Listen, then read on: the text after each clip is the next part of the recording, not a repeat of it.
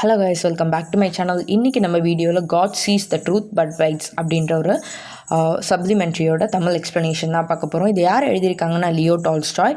He was a Russian writer, novelist, short story writer and also a playlist. இந்த இவன் டெமிச் அஷினோவ் வந்து இந்த ஸ்டோரியோட protagonist. இவர் எங்கே இருக்காருன்னா டவுன் ஆஃப் விளாடிமர் அப்படின்ற ஒரு டவுனில் தான் வந்து வாழ்ந்துட்டுருக்காரு. இவர் வந்து ஒரு சக்ஸஸ்ஃபுல் மர்ச்சன்ட், அதாவது மர்ச்சன்ட் மீன்ஸ் வணிகர். இவருக்கு வந்து ஒரு ஒய்ஃபும் ஒரு குழந்தையும் இருக்காங்க. இவர் என்ன பண்ணுவார்னா அப்பப்போ வந்து வேறு பிளேஸ்க்கு வந்து போயிட்டு இருக்கார். எங்கே போகிறாருன்னா நிசிஃபேர் அப்படின்ற ஒரு பிளேஸ்க்கு அதிகமாக போகிறாரு. எதுக்காகனா இந்த குட்ஸ்லாம் வந்து சேல் பண்ணுறதுக்காகலாம் வந்து நிறைய இடத்துக்கு போயிட்டு வராரு. It was a summer time. அந்த சம்மர் டைமில் இவர் வெளியே போகலான்னு டிசைட் பண்ணிட்டு நிசிஃபேர் அப்படின்ற ஒரு பிளேஸ்க்கு போகலான்னு டிசைட் பண்ணிவிட்டு என்ன பண்ணுறாருனா அவங்க ஒய்ஃப் கிட்ட இதை பற்றி சொல்கிறாரு. அவங்க ஒய்ஃப் என்ன சொல்கிறாங்கன்னா, நான் வந்து எஸ்டர்டே ஒரு பேட் ட்ரீம் கனவு கண்டேன். அதில் எப்படி இருந்ததுன்னா, உங்களோட ஹேர்லாம் வந்து ஒயிட்டாக ஆகிடுச்சு, ரொம்ப நீங்கள் ஓல்டு மென்னாக ஆகிட்டீங்க, ஸோ தட் நீங்கள் இந்த இதுக்கு போக வேணாம், இந்த ட்ராவலுக்கு நீங்கள் போக வேணாம் அப்படின்ற மாதிரி சொல்கிறாங்க. இவர் அப்போ என்ன பண்ணுறாருனா ஒரு சர்க்காஸ்டிக்காக ஸ்மைல் பண்ணிவிட்டு, அப்படியா, ஓகே, நல்ல கனவு தான், குட் லக் அப்படின்னு சொல்லிட்டு இந்த விஷயத்தை இக்னோர் பண்ணிவிட்டு அவர் வந்து ட்ராவல் பண்ண கிளம்புறாரு. அப்போ தான் வந்து ரொம்ப நைட் ஆகிடுது. நைட் ஆனதுனால இவர் வந்து ஒரு பிளேஸில் ஸ்டே பண்ணுறதுக்காக புக் பண்ணுறாரு. அதே இடத்துல இன்னொரு மெர்ச்சன்ட் ஒருத்தரை பார்க்குறாரு. இவங்க ரெண்டு பேரும் சேர்ந்து டீ போட்டு 2 பேரும் குடிச்சிட்டு வேறு ரூமில் வந்து தங்கியிருக்காங்க. என்ன ஆகுதுன்னா 2 பேரும் அவங்க கொஞ்ச நேரம் பேசிட்டு டைம் ஸ்பெண்ட் பண்ணிட்டு தூங்க போயிடுறாங்க.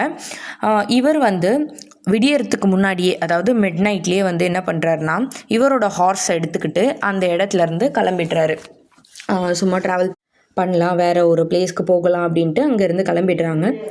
அப்போ தான் வந்து என்ன ஆகுதுன்னா ஒரு ஸ்மால் பிரேக், ஒரு 25 மைல்ஸ் போயிட்டு அதுக்கப்புறமா அங்கே ஒரு ஸ்மால் பிரேக் எடுக்கலாம் அப்படின்னு சொல்லிட்டு ஹார்ஸுக்கு ஃபுட்டு கொடுத்துட்றாரு. ஹார்ஸுக்கு ஃபுட்டு கொடுத்துட்டு அங்கே வந்து ஒரு பிரேக் மாதிரி எடுக்கும்போது கிட்டார் வாசிச்சுட்டு உட்காந்துட்டு இருக்காரு ஹார்ஸ் கூட. அப்போ என்ன, அவர் வந்து ஒரு 2 சோல்ஜரும் ஒரு அஃபீஷியலும், அதாவது அவங்களுக்கு மேலே இருக்கவங்களும் 2-3 பேரும் சேர்ந்து அந்த இடத்துக்கு வராங்க. இவர்கிட்ட இன்வெஸ்டிகேட் பண்ணுறாங்க. என்னென்னா, எதனால நீங்கள் இந்த பிளேஸில் இருக்கீங்க, என்ன பண்ணிகிட்ருக்க இந்த நேரத்தில் இங்கே அப்படின்ட்டு நிறைய கொஷின்ஸ் கேட்குறாங்க.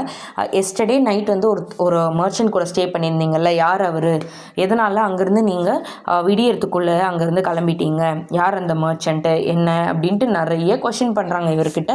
இவர் வந்து ரொம்ப கன்ஃபியூஸ் ஆகிடுறாரு. இவன் வந்து கன்ஃபியூஸ் ஆகிட்டு எதனால் நம்மக்கிட்ட இவ்வளோ கொஷின் கேட்குறாங்க அப்படின்ட்டு யோசிச்சுட்டு இருக்கும்போது தான் என்ன சொல்கிறாங்கன்னா, உன் கூட தங்கியிருந்த மர்ச்சன்ட் வந்து இறந்துட்டாரு, அதாவது கழுத்தில் குத்தப்பட்டு செத்துட்டாரு, கத்தியால் குத்தப்பட்டு செத்துட்டாரு, அதனால நீங்களாக தான் இருக்கும் அப்படின்னு சொல்லிட்டு உங்களை இன்வெஸ்டிகேட் பண்ணதுக்கு வந்திருக்கோம், உங்கள் பேகெல்லாம் காட்டுங்க அப்படின்னு சொல்லிட்டு.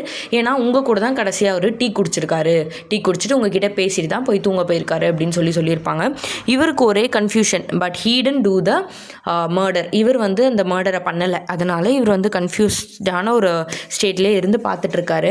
அப்போ தான் இவரோட பேக்கை செக் பண்ணும்போது பேக்குள்ளே வந்து ரத்தத்தோட ஒரு நைஃப் இருக்கும். அதை எடுக்கிறாங்க. அப்புறம் என்ன பண்ணிடுறாங்கன்னா கன்ஃபார்ம் பண்ணிடுறாங்க, இவர் தான் அந்த கில்லர் அப்படின்னு கன்ஃபார்ம் பண்ணிவிட்டு இவரை வந்து ஜெயிலுக்கு கூட்டிகிட்டு போயிடுறாங்க, ஜெயிலில் போட்டுடுறாங்க. அப்போ தான் வந்து இவங்க ஒய்ஃப் வந்து இவரை பார்க்குறதுக்காக வரும்போது இந்த மாதிரி கேட்குறாங்க, நீங்கள் தான் இந்த கொலையை பண்ணீங்களா அப்படின்னு சொல்லி கேட்கும்போது இவர் வந்து ரொம்ப உடஞ்சிடுறாரு. ஏன்னா நம்ம ஒய்ஃப் கூட நம்மளை வந்து ட்ரஸ்ட் பண்ணலையே, நம்ம எப்படி இந்த கொலையை பண்ணியிருப்போம் அப்படின்னு சொல்லிட்டு யோசிச்சுட்டு அந்த இடத்த விட்டு போயிடுறாரு. அப்புறம் அவங்க ஒய்ஃபும் போயிடுறாங்க. அதுக்கு மேலே அவரோட ஒய்ஃபை வந்து அவர் பார்க்கவே இல்லை. நெக்ஸ்ட் வந்து என்ன ஆகுதுன்னா, இவர் ஜெயிலில் வந்து நிறைய சஃபர் ஆகுறாரு. எல்லோரும் இவர் அடிக்கிறது, துன்புறுத்துறது, நிறைய சஃபர் ஆகுறாரு.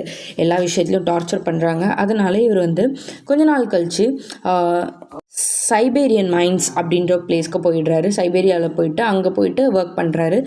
அங்கேயே 26 வருஷம் வந்து அங்கேயே ஒர்க் பண்ணிடுறாரு. ஒர்க் பண்ணதுக்கப்புறம் தான் என்ன ஆகுதுன்னா ரொம்ப ஓல்டு மேனாக ஆகிட்டார். இவருக்கு நிறைய ஒயிட் ஹேர்ஸ் வந்துச்சு, தாடியும் நல்ல பெருசாக வளர்ந்துருச்சு. இவர் முகத்தில் இருந்த சிரிப்பே வந்து காணாமல் போயிடும். All the time he used to pray the god. எதனாலனா, நான் எப்படியாச்சும் இங்கேருந்து வெளியே போயிடணும் அப்படின்னு சொல்லிட்டு, நான் பண்ணாத தப்புக்கு தண்டனை அனுபவிச்சிட்ருக்கேனே அப்படின்னு சொல்லிட்டு கடவுள்கிட்ட டெய்லி வந்து ப்ரே பண்ணிகிட்ருப்பார்.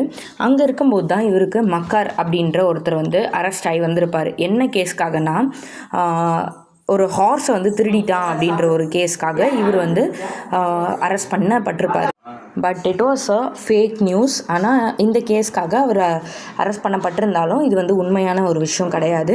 என்ன ஆகும்னா இவான் வந்து ஒரு டவுட்ஃபுல்லாகவே இருப்பார். இந்த மக்கர் தான் வந்து இந்த கொலையை பண்ணியிருப்பான் அப்படின்ட்டு ஒரு டவுட்டாகவே வந்து சுற்றிட்டு இருப்பார். அப்போ தான் என்ன ஆகும்னா மிட் நைட்டில் ஒரு ரவுண்ட்ஸ் மாதிரி வாக்கிங் மாதிரி போயிட்டுருக்கும்போது மக்கர் வந்து டிகிங் பண்ணிகிட்ருப்பார். ஒரு டனல் மாதிரி க்ரியேட் பண்ணி அங்கே வந்து ஒரு சுரங்கப்பாதையை க்ரியேட் பண்ணிகிட்ருப்பார் ஜெயிலேருந்து. அதை இவர் ஐடென்டிஃபை பண்ணிவிடுவார். ஆனால் இவர் என்ன பண்ணுவார்னா யார்கிட்டையுமே இதை பற்றி டிஸ்கஸ் பண்ணவே மாட்டார். இந்த விஷயம் தெரிஞ்சவொடனே அங்கேருந்து அப்படியே போயிட்டுருப்பார். அப்போ தான் மக்கர் வந்து இவர் காலில் விழுந்து மன்னிப்பு கேட்டு பெக் பண்ணுவார். நான் தான் வந்து அந்த மெர்ச்சண்ட்டை கொன்னுட்டு அந்த நைஃபை வந்து உங்களோட பேக்கில் போட்டுட்டேன், என்னை வந்து ஃபர்கிவ் பண்ணிவிடுங்க அப்படின்னு சொல்லி ரொம்ப பாவ மன்னிப்பு மாதிரி கேட்டு பெக் பண்ணுவார். அப்போ என்ன சொல்லுவார்னா இவான் வந்து என்னோடய life is already over, my life is already over, உன்னை ஃபர்கிவ் பண்ணோன்னா காட் தான் வரணும், அவர் தான் வந்து உன்னை மன்னிக்கணும் அப்படின்னு சொல்லிட்டு சேடாக சொல்லிவிட்டு அங்கேருந்து போயிடுவார்.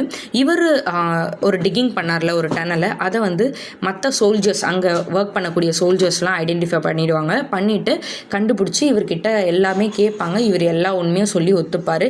அதே மாதிரி இந்த கொலையை பண்ணதும் அவர் கிடையாது, இவன் கிடையாது, நான் தான் அந்த கொலையும் பண்ணேன் அப்படின்னு சொல்லிட்டு எல்லா உண்மையும் சொல்லிடுவார்.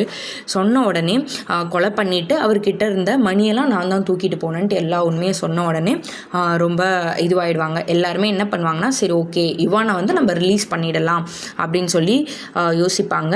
அப்போ தான் என்ன ஆகும்னா அவர் ரிலீஸ் பண்ணுறதுக்கான அரேஞ்ச்மெண்ட்ஸ்லாம் நடந்துகிட்ருக்கோம், அந்த இடத்துல நடந்துகிட்ருக்கோம். கொஞ்ச நேரத்தில் இந்த ரிலீஸ் பண்ணலான்ற ஒரு நியூஸை இவர் கேட்பார். கொஞ்ச நேரத்தில் இவர் ரிலீஸ் ஆக போகிறாரு. ஆனால் அதுக்கு முன்னாடியே இவர் ஜெயிலே வந்து இறந்துட்டு இருப்பார். The moral of the story is if we did any மிஸ்டேக்னா அது நம்ம வந்து ஏதோ ஒரு தப்பு பண்ணுறோன்னா நம்ம நினைக்கவே கூடாது, இது எப்படி தெரிய போகுது, யார் பார்த்தா எப்படி கண்டுபிடிக்க போகிறாங்க அப்படின்ற மாதிரி நம்ம யோசிக்கவே கூடாது. என்னைக்காக இருந்தாலும் இன்றைக்கி கிடையாது, இன்றைக்கி நீ மாட்டாமல் தப்பிக்கலாம், ஆனால் என்னைக்காக இருந்தாலும் அந்த விஷயத்துலேருந்து நீ பனிஷ்மெண்ட் கிடைக்காம அந்த விஷயத்துலேருந்து உன்னால் எங்கேயும் ஓட முடியாது. That is the truth.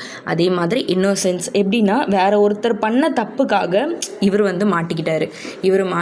இவர் வந்து ஒரு இன்னசென்ட்டான மேன் வந்து மாட்டிட்டு ஒரு சக்ஸஸ்ஃபுல் மர்ச்சன்ட் இவர் இத்தனைக்கும் மாட்டிட்டு அவர் வந்து இவ்வளோ நாள் ஜெயிலில் சஃபர் ஆகி கடைசியில் ஜெயிலே செத்துட்டார்.